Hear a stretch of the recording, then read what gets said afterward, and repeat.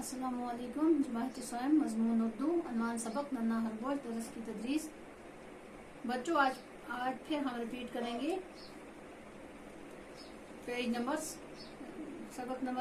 सबक हुआ बच्चों नन्ना खरगोश, पेज नंबर 70। बच्चों आप अपनी बुक्स निकाल कर अपनी तरसाना, रहमाना, खुराक हुआ गुजार, नन्ना हुआ छोटा, नसीहत नेक मशवरा, डसना किसी जहरीले जानवर खासकर सांप का काटना। नन्ना खरगोश।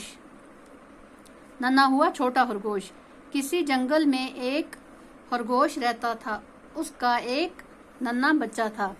वो दोनों एक दरख्त के खोखले तने में रहते थे। नन्ना खरगोश बड़ा शरारती था।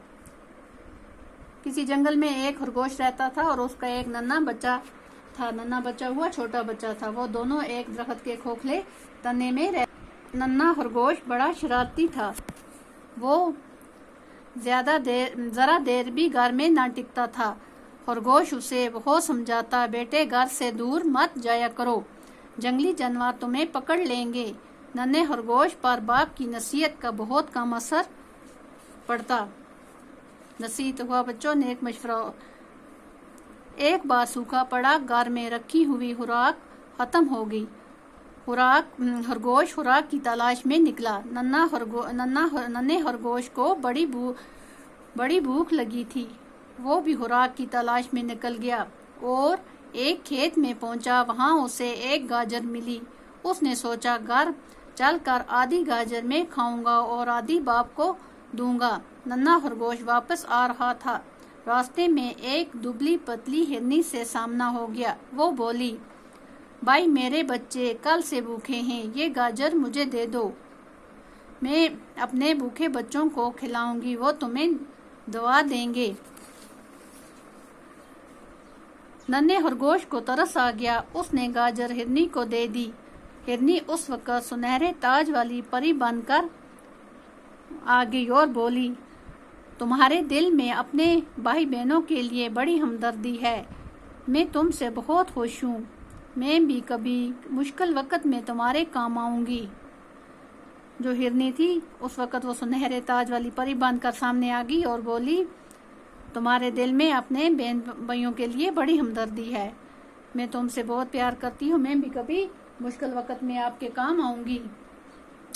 परी ने नन्हे खरगोश को कुछ मीठी गाजरें दी और गायब हो गई। नन्हा खरगोश गाजरें घर लाया। बाप घर आ चुका था। उसने सारी बात बाप को सुनाई। वो बड़ा खुश हुआ। एक दिन खरगोश ने कहा, मैं खुराक की तलाश में जा रहा हूँ, तुम अंदर रहना, दरवाजा बंद रखना, चाहे कोई भी आए दरवाजा हरगिज न खोलना। खरगोश चला गया। नन्हे खरगोश ने दरवाजा बंद कर लिया। जंगली जानवरों को पता चला कि नन्हा खरगोश घर में अकेला है। वो खुशी से झूम उठे, बोले, खरगोश को निकाल कर मजे से खाएंगे। जब जंगली जानवरों को पता चला कि नन्हा खरगोश घर में अकेला है, वो खुशी से झूम उठे और बोले, खरगोश को मजे से खाएंगे। सबसे पहले भेड़िया नन्हे खरगोश के घर गया। जो भेड़िया था वो सबसे पहले नन्हे खरगोश के घर गया, छोटे खरगोश के। दरवाजा खटखटाया। उसने दरवाजा खटखटाया बच्चों।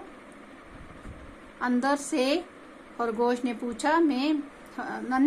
ने पूछा, मैं चौकीदार हूँ, तुम्हारे बाप ने मुझे भेजा है।